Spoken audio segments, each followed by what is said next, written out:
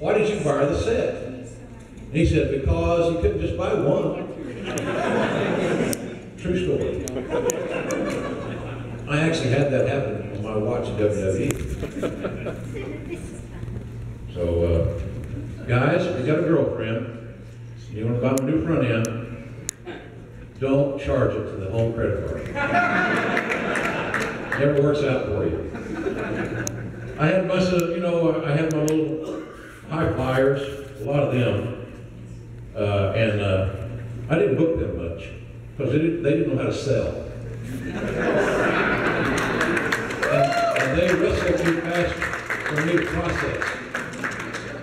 I'm just no country boy wrestling fan. I can't process that. So I try to get them bookings where they belong in the service. So if you know any slot monkey wrestling buddies, you let them know that they should slow down and learn to sell. I had a lot of fun with that in that little army thing, and like I said, I let my imagination run wild, and little I know that when I became an adult, I actually was going to do some of that stuff for a living. You know, this is a real special event. Did any of you see the story that I wrote for Fox Sports about Dusty? I hope if you haven't seen it, and you got everybody's got a smart device of some kind, but I promise you. Look at foxsports.com, and it was posted on Tuesday.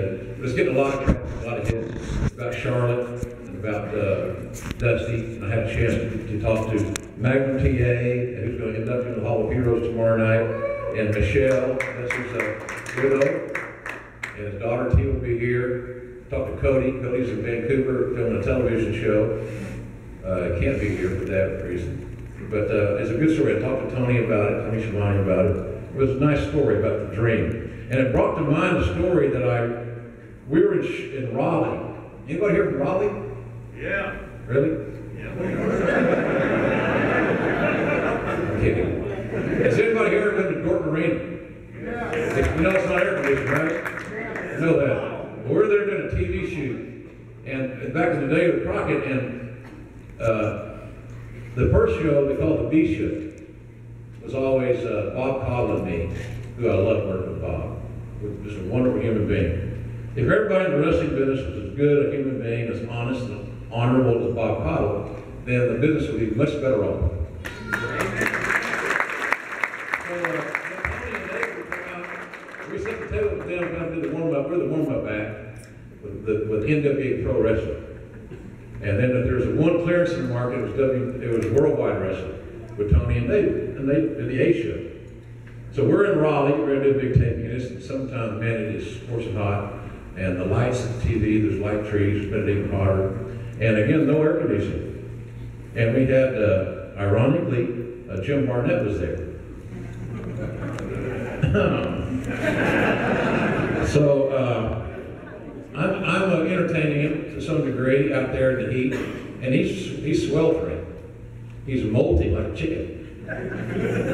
So I decide that, I got to get him some relief, and I got to of the heat.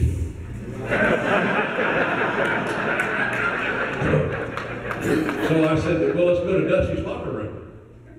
It's air conditioning. Oh my God, it's so hot. I'm hot. So you are hot, no doubt about it. So we go to the locker room, and Dusty loved Apocalypse Now. He loved to do his Marlon Brando impersonation. And he would do it at the drop of a hat. And to do it right, he had to get on the ground, on his back. The Dusty do his scene, are you Nathaniel? Or Aaron boy? What? Are you Nathaniel? Or an errand boy?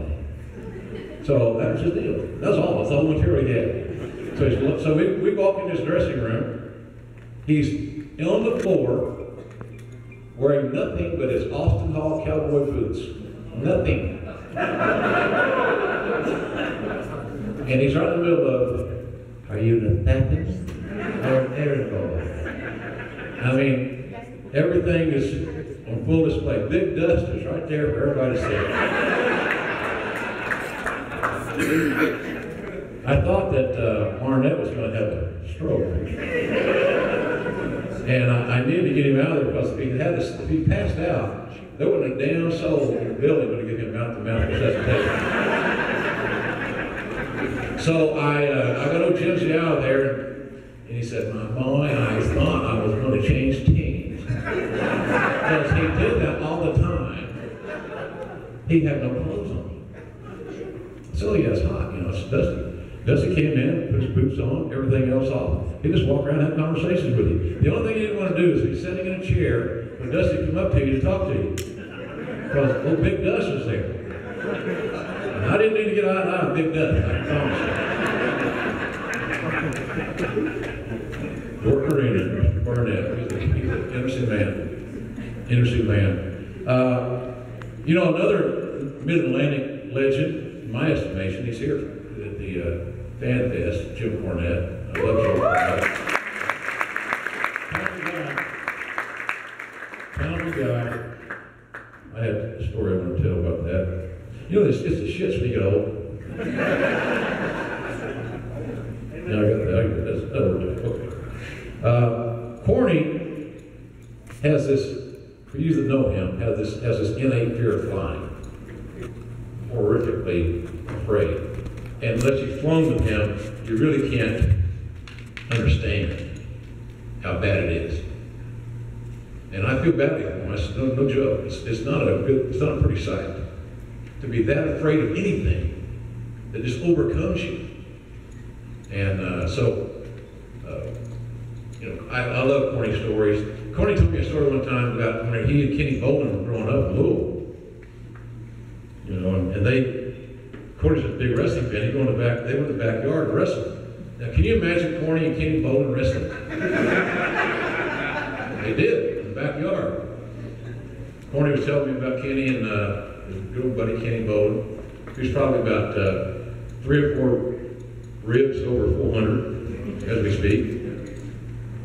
But Corny would talk about that, and well, Officer Lawler, that bastard Kenny was checking Fargo. I hit him in the face one time, but his nose, and the fat bastard woman told on me.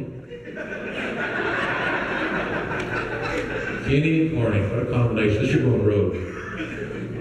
But we were flying from Newark to Seattle on Delta Airline, or Continental. And we had a guy who worked at the Newark airport that upgraded all the boys. Because we weren't getting flown first class, coach seats. And Corny was on the trip, we were going to go up there to do TV in Vancouver.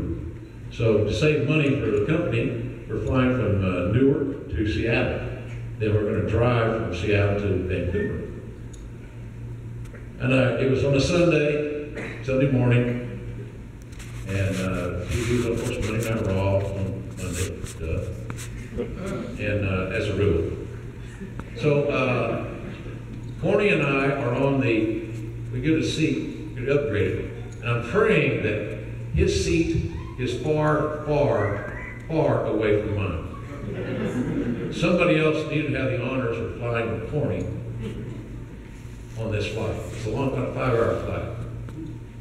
And lo and behold, the red coat guy comes up, so I got you guys taken care of, got you upgraded, and now you've got your seats together. I said, oh, shoot. So Corny and I are in the bulkhead. He's on the window and I'm on the aisle. And we're waiting on the boarding area to get on the plane, and Corny disappears. So I didn't think anything of it, you know. And he's around a little bit. I know he's kind of slowing down a little in his speech. And he disappears again.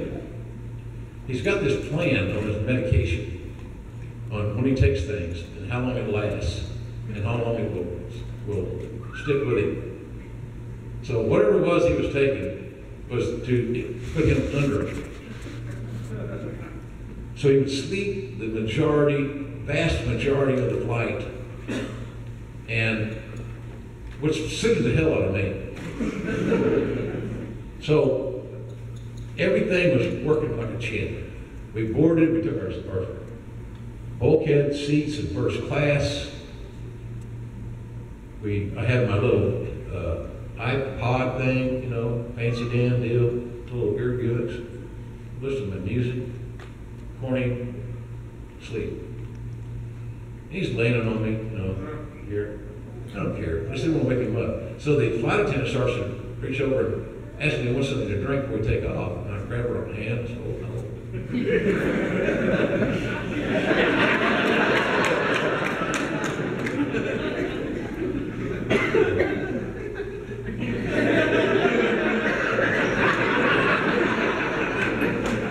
She got it. And everything really was working out well until we had that 90-minute delay on the tarmac. Now, here's the deal. He slept through the 90 minutes like a small child. But somewhere over Minnesota, he came to. It's like the giant Kodiak bear coming out of hibernation. All he wants to know if we started our descent yet. And I had the little screen on the bulkhead right where the plane is in travel. I said, put my finger on the map. Here's where we are. Here's where we're going. I've been listening to my music. It's all good, you know. So I even thought about it here today. And I said, he said, man, JR, you gotta help me. You gotta help me. He's had a panic attack. Like Tony Soprano and those panic attacks, you know. Bad. And so I'm trying to help him, and he says, can you just sing to me? Sing to me. What? We're in a full cabin. The first class is full. These dignified businessmen, and here are these two wrestling guys. Two redneck wrestling fans that are actually working in the business. So I've been listening to my iPod, and he says, you gotta sing to me. Just sing anything, just sing, whatever, just sing. He's like, said 10 times, just sing. Just, okay. I had to sing. So I've been listening to Neil Young. I like Neil Young besides the English ring. All right.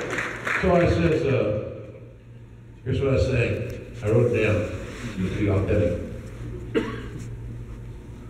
I caught you knocking at my cellar door. I love you, baby, can I have some more?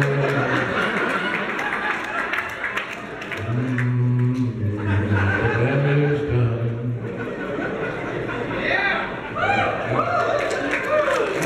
Hey, here's the deal. I think the line that got him on the plane was, I was singing, my wife tells me this all the time, when I sing on the plane, I don't mean to, sometimes I get carried away. She says, you know your voice carries. No shit. I think what got him was when I said, I love you, baby, can I have some more? Or it might have been, I caught you knocking at my cellar door. Now, I don't know what metaphor you're thinking about cellar door, but I kind of got it. So after a week, I convinced the flight attendant that this man had never knocked on my cellar door. No matter what you heard, it was just a song. So we get to Seattle, and WW Travel booked us a Lincoln Continental. Yes, sir. Nothing but the best. The two boys, the two rejects from Heat Hall. So we are in, and Corny was so wired up, he refused to let me drive. And I was so stupid and so scared and trying to live down that he was knocking on my cellar door that I let him drive. Everything then was pretty good until we got to the dadgum border.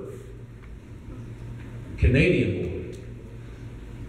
And two guys, anybody remember the movie Stripes? Yeah. Right? Remember those guys, that one scene, those guys are stopping at that border crossing? Hans and Franz, what the hell are their names, those kind of guys. We had two of those guys at the border. Going over to Canada, going to Vancouver. Just two guys. Well, they knew who we were. They knew me to be the announcer, and they knew Cornette to be the tennis racket wielding, loudmouth heel manager. They couldn't figure out why we were riding together. And I had said, well, I'm just trying to get him to see the light. Get him the good side. So they said, well, we need to check your trunk. And that, no big deal. But man, it set a fire in Corny's ass. Could not be extinguished. Could not be extinguished, ladies and gentlemen. And he cut a promo on the son of a gun. I mean, you think about, you've heard his vitriol regarding Vince Russo.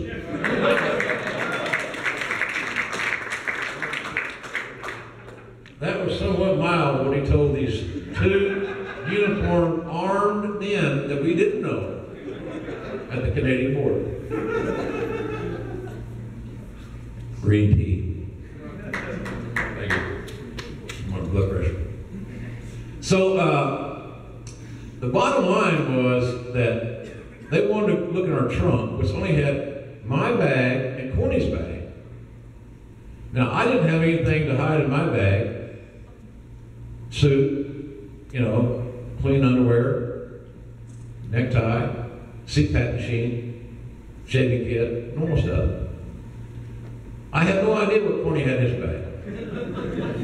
I really don't want to know what he had in his bag. It could have been some 5'3" inanimate object. Don't know. But whatever it was, he did not want the Mounties to see it.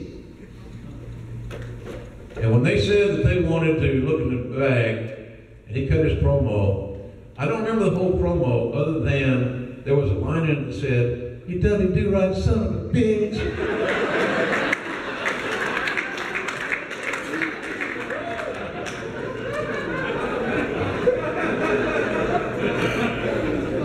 And now, old Dudley Do-Right's got he put a Barney Fife on that guy. He got her hand right here, baby. I'm gonna draw down on you two unarmed, you know, redneck boys. And the guy says, "Excuse me, sir? What did you say?" "I said, you Dudley Do-Right son of a bitch."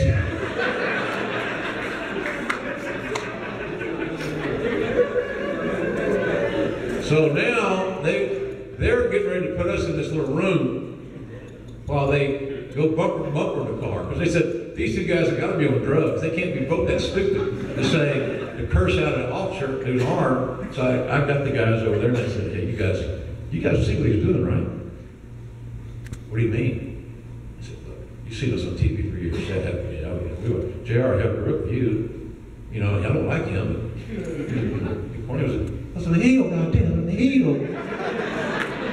You're supposed to like me." I said, "He's playing his character for you. He knows you guys are fans. He's playing his character to entertain you."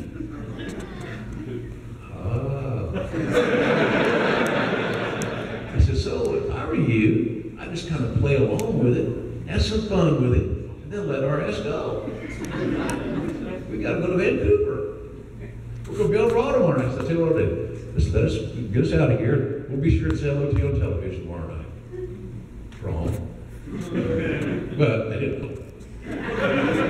So anyway, Corny don't know I told him the story that he's playing. Corny wasn't playing his character. Corny would be a corny man. And so when he told him to call him Dudley Do-Right son of a bitch, he meant that. So finally, they played along with him, had some fun. They put us in the car, let us go. So, and we finally got to Vancouver, and then he finally exploded in Vancouver. We were getting ready to make a right on red about a block from the hotel. I said, "Man, we're almost home free." God almighty, he took me out of his car. I've been with him now like 7 or 8 hours. Drugged up, sleepy, hyper, you know, verbally assaulted police officers, armed. I said, "Corny, you know, if we go to jail, we're going to sleep on our back for weeks. Those prisoners are going to love you and I. Two fat little doughboys.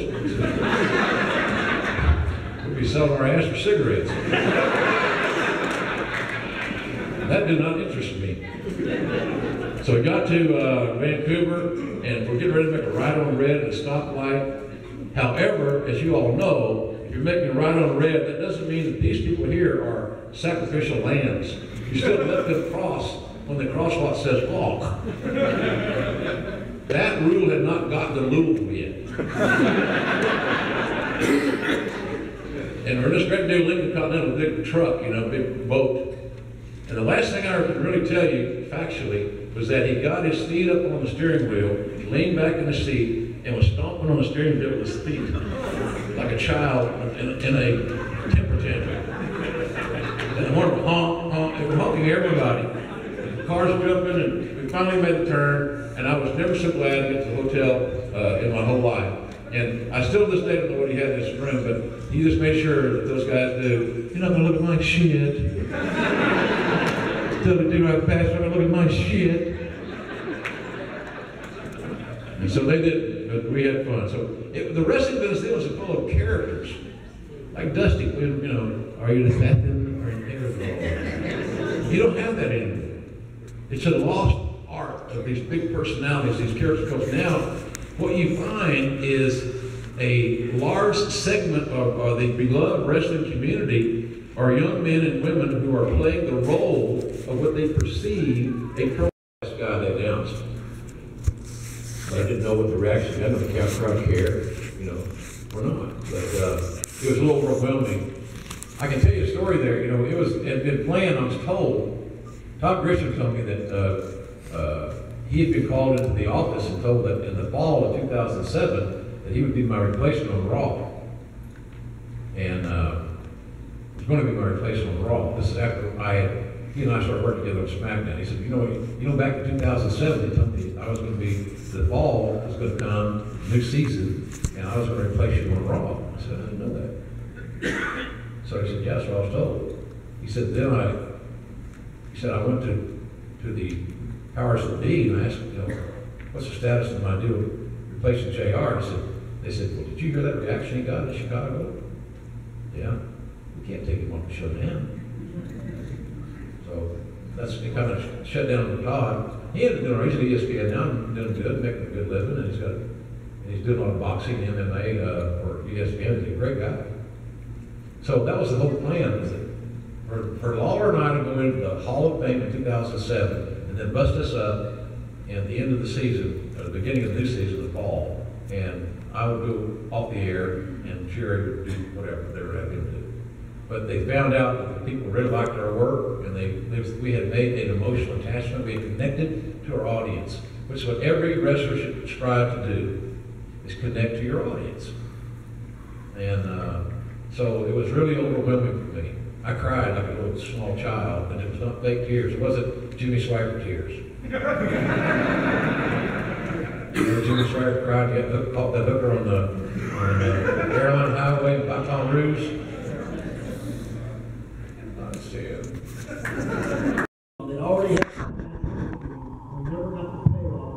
That heel against that super face. I think it could have been astronomical. It was inevitable. Austin and Hart would definitely had a run, but now Steve does the baby face and Brett does the heel. The roles have changed, matches are the same.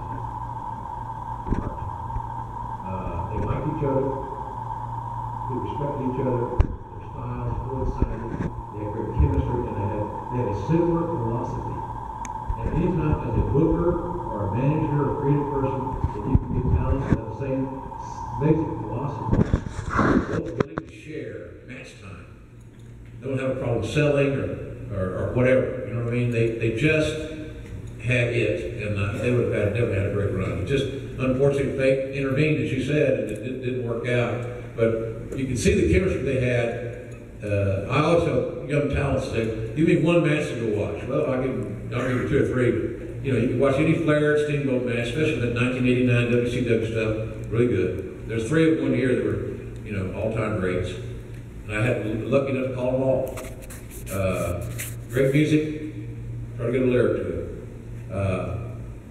WrestleMania 25 with Shawn and Taker. Timeless.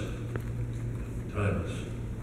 And I was the third wheel in that match. I wasn't even the lead guy. I just got a chance to sit out there because both those guys wanted me to call their match. It's good for me. Austin and Bret Hart at WrestleMania 13. If you're a young wrestler, you want to learn about psychology and timing. I kid about the spot monkeys, not selling. They can't sell, they just don't take the time to do it. And they do so much, you can't process it all. And anytime you're a wrestler, you eliminate selling, that drama from a match, you lose the texture, you lose the guts, the heart of the match is missing. If you can't sell, then give me the drama. I got to feel that with you. You know, people say, boy, Ricky Morton and Ricky Steamboat, they sold great. Absolutely. And they made you feel it. I've done TV where the Rock and Roll Express in the Mid-South were selling, Ricky was selling, and I seen him turn around watching women and children in the ringside crying. They were so afraid he was going to die. That's how good he was. So, you know, I think that they would definitely had a good run, and it would have been amazingly classic, and been more for us to watch and enjoy. So that was a great run. Bret was a great heel because all fans hate to hear from a heel telling us the truth. I don't want to hear your truth. So instead of making outlandish claims or outlandish remarks, they're telling you the truth. So how do you dissect that? So that was Bret. He had a truth. He had a mantra that he believed in that was based in fact and people, and he relayed that. And we didn't want to hear it. We had to hear it. And by God, he was right. He was the a-hole heel. Great. Not the cowardly heel. He was the... No, he wasn't the cowardly heel. He had a cause, and he was going to fight to the death to represent his cause. It was real. Thank you. Nice shirt. Talk about whenever you were in WCW, what it was like to deal with Jim Herd. What was like doing Jim Herd?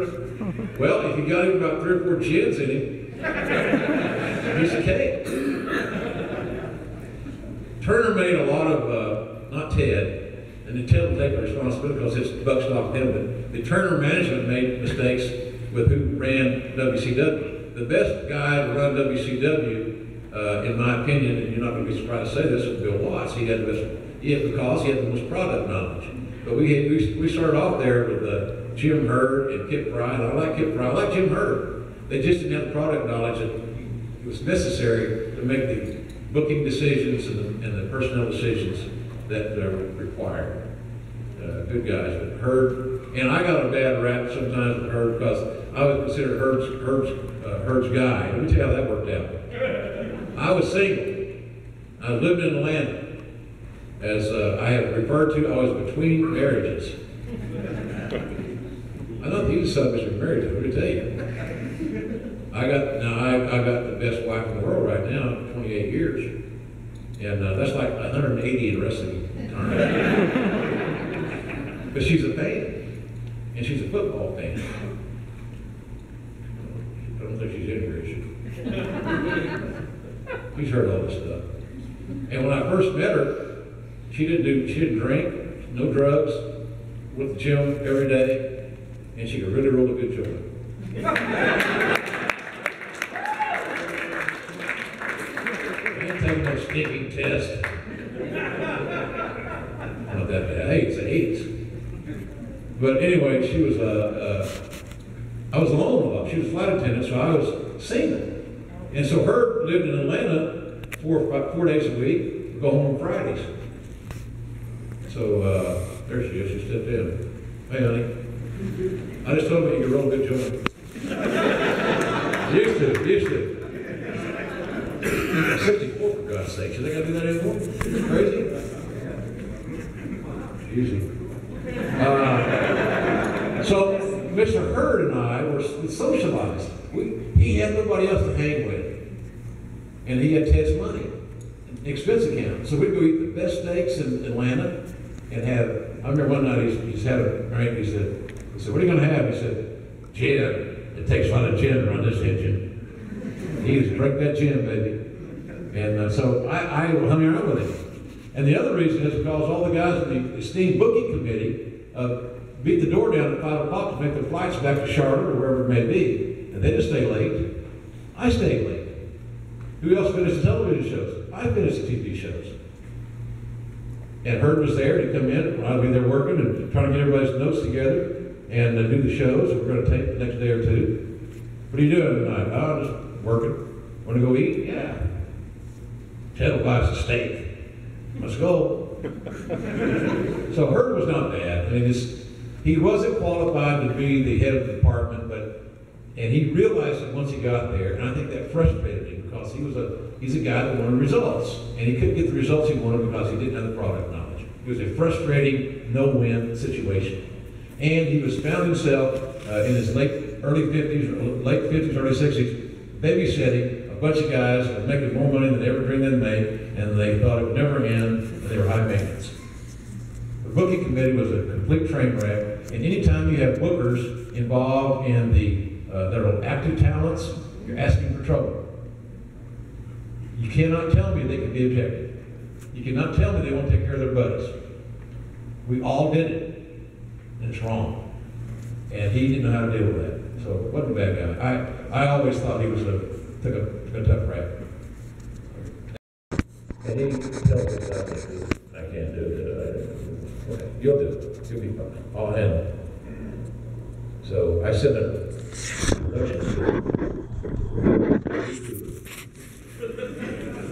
small little true story. Filled about half full of ice. The good ice. I'll get a Sonic. And I want you to put a fifth of vodka in it. Good vodka, not that Smirnoff stuff. Good shit. Anybody drink Tito's vodka nowadays? I like Tito's. Try Tito's sometime. My wife would say, oh, he's talking Tito's. But get a good vodka. Put a fifth of vodka in there, and then put orange juice in it. Stir it up and bring it to the announcer position. And then have us cups. Like this one, I'm drinking my green tea out of. And don't say anything about it to anybody. Okay.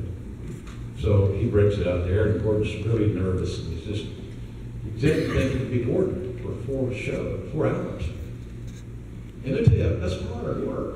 It's hard to concentrate. But I finally got him, and I said, look, maybe just have a drink or something. Here, have a, you just need some, here, have some juice. So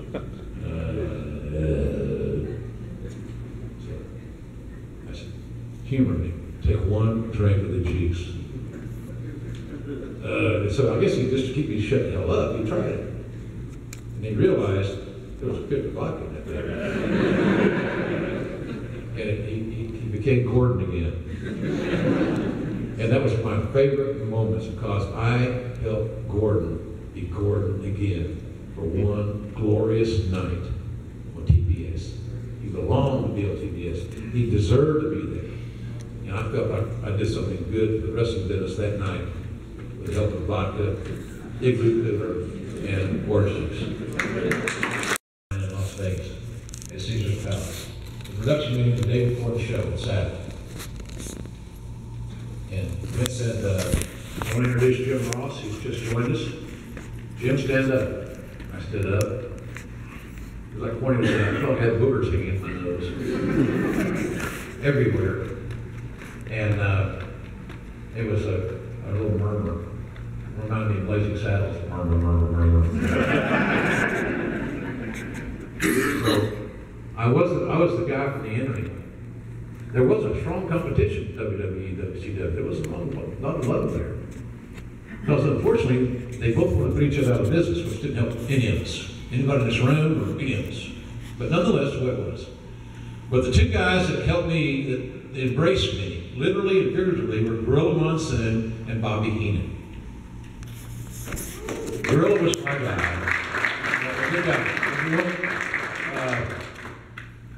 Gorilla's like the godfather there at WWE. You know, he was old school, he was Vince Sr.'s right-hand guy, big lieutenant, strong arm, what a wonderful man. And I loved him. I loved him. It's hard to talk about him sometimes. I loved him that much. He was like a father, uncle, brother, priest, so many roles he played in my life when I really needed somebody there. And when I got fired, I got Bell's palsy 1 on Super Bowl Sunday of '93, and my wife and I got married October the 12th of '92. So we just got married, kind of a newlywed thing. First for my wife, wasn't for me. So it was still a great experience. And I thought, boy, she's this wonderful woman that's married this wrestling announcer and married this crazy ass business, and all of a sudden now her husband's got facial paralysis, and then 2 weeks later I'm fired.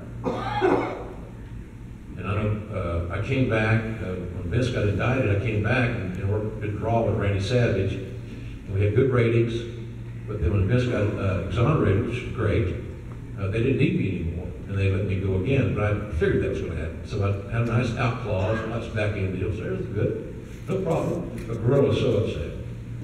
I remember walking to the car, and he had tears in his eyes, and he just didn't understand why I was getting this bad break. So I got sick, and I come back, and he just cared for me that much.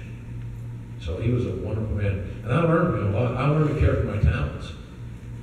One of the reasons that my talent roster to this very day are loyal to me is because I treated them like men and women. I didn't lie to them, I treated respect, and I didn't tell them how to make the watch. I told them what time it was. I told them the truth. So, and that was, a lot of that's Gorilla, Bill, my dad, all those strong, big men, all big guys, probably, that they really had an influence. So I loved him, I really did. And my career would not be nearly as good if it hadn't been for Gorilla. And I've always said that he and Bobby were, God, I don't know if there's ever a better broadcast team ever than them. And I'll tell you this,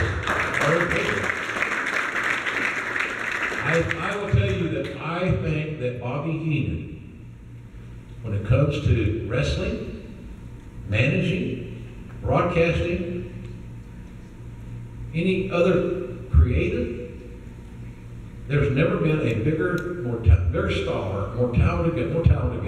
stars, but a more talented guy ever that I've ever seen in my 40 plus years of wrestling is than Bobby Heenan. He is the best all-around talent I have ever seen or been around in my lifetime.